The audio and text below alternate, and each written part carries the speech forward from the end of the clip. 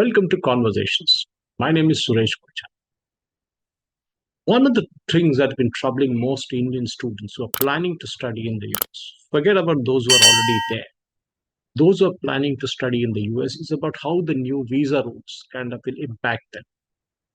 Well, there is something that is in the air we don't know, but according to even the latest news, the H1B consultants in cities in India are seeing a huge drop in interest in students going to the US because the uncertainty whether one, they will get the visa, and if they get the visa, what will be the kind of things that they will have to encounter? Because most of the students go there not to just study, but settle down indirectly or directly through H1B and then later on try and get a green card, the elusive green card.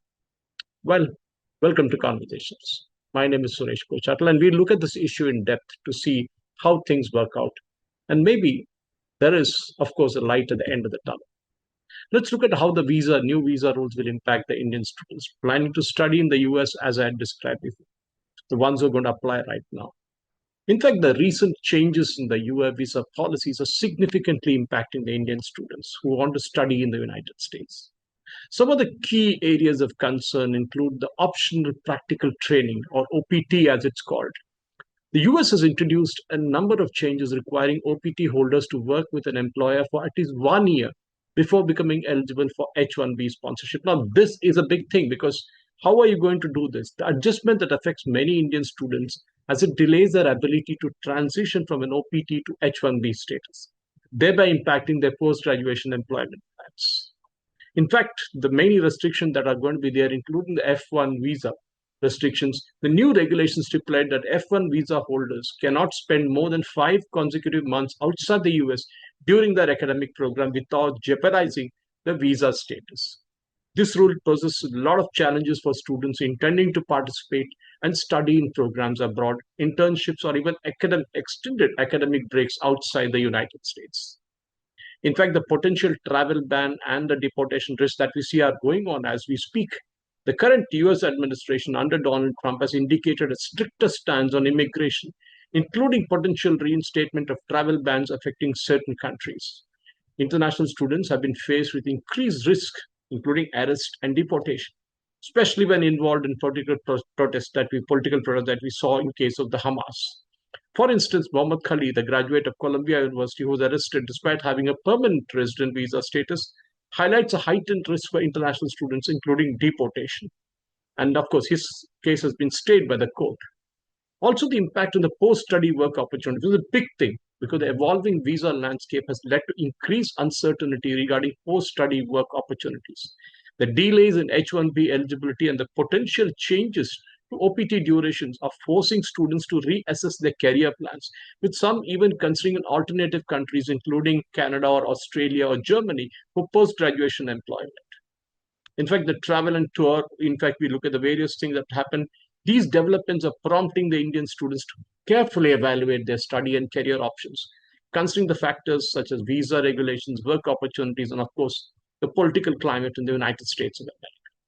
In fact, this is a big, big development, the big worry for not just the students, but even the parents of the students. Because what happens after they take hefty loans from India and go and study in the United States, only to be told, once you're done with your study, you can come back.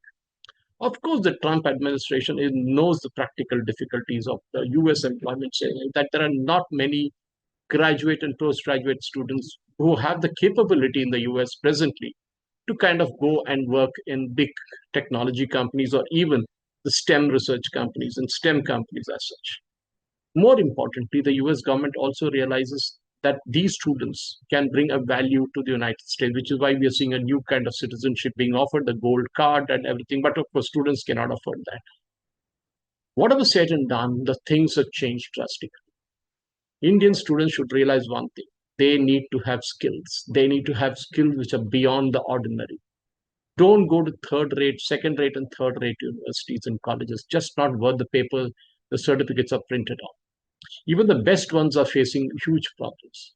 Now that Columbia University has seen a kind of a write down of $400 million worth of funding from the United States government for not controlling political protest. Imagine a lot of these universities will be under tremendous pressure, especially to hike up the tuition fees. And after that, what happens? God only knows.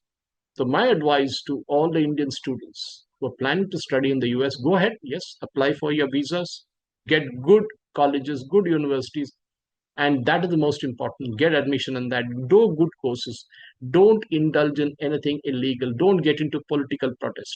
The often repeated statement, that the Indian students are from the department to the dormitory or department to home and then back again to the department in the college.